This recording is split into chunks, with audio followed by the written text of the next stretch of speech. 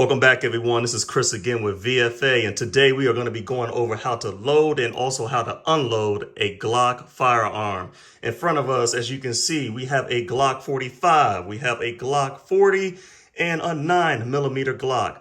But before we get started, I want to still remind everyone about those free gifts that we have available. We have a marksmanship enhancement class. That's right, a marksmanship enhancement class. $99 of value. We are giving that away for free. Link is located in the description. Take advantage of that, as well as the virtual targets that we also have that you can download and print out yourself. Awesome value, 2 gifts we are giving away for free. But enough about that. Let's go ahead and get started.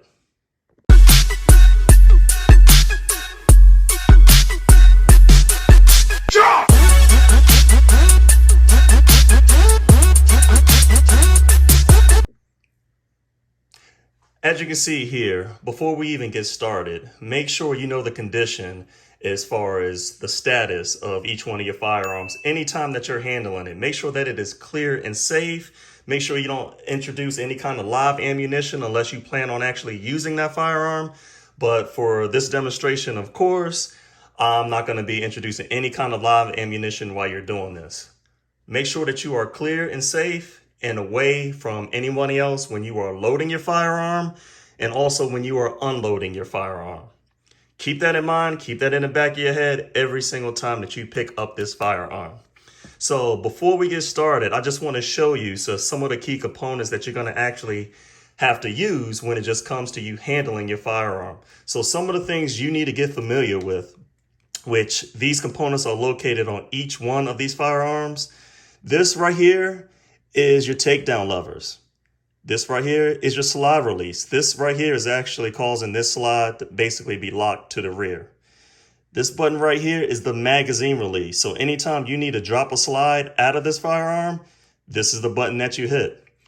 This piece, as you see right here, that actually is covering in front of the trigger is the trigger guard. And most people probably know what this is. This is the actual trigger, which makes the gun go bang.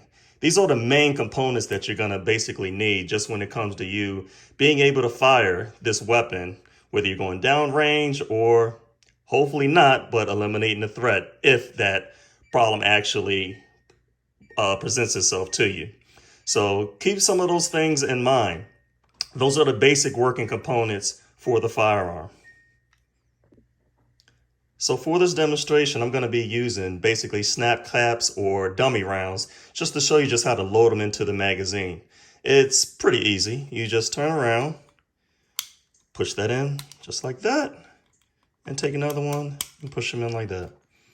So make sure the dots that you see on the back of it is also matching the dot that you see on the back of the firearm. That's one of the ways that I just tell some of my students as far as just a friendly reminder. You see a dot on the back of the round and a dot on the back of the magazine. That lets you know that the bullet is actually in there the correct way. Keep that in mind. Next, grab your firearm. Anytime you pick up that firearm, make sure your finger is outside of that trigger guard and also outside of that trigger. Do not have your finger on that trigger anytime you're picking up that firearm, getting it loaded and ready for carry. Go ahead, take that magazine, insert it down in the bottom just like that. Turn around, take the gun, let that slide go forward, and that actually charges a round into the chamber. You can press check, just like you see here, to verify that there's a round that's actually inside of the chamber and ready to go.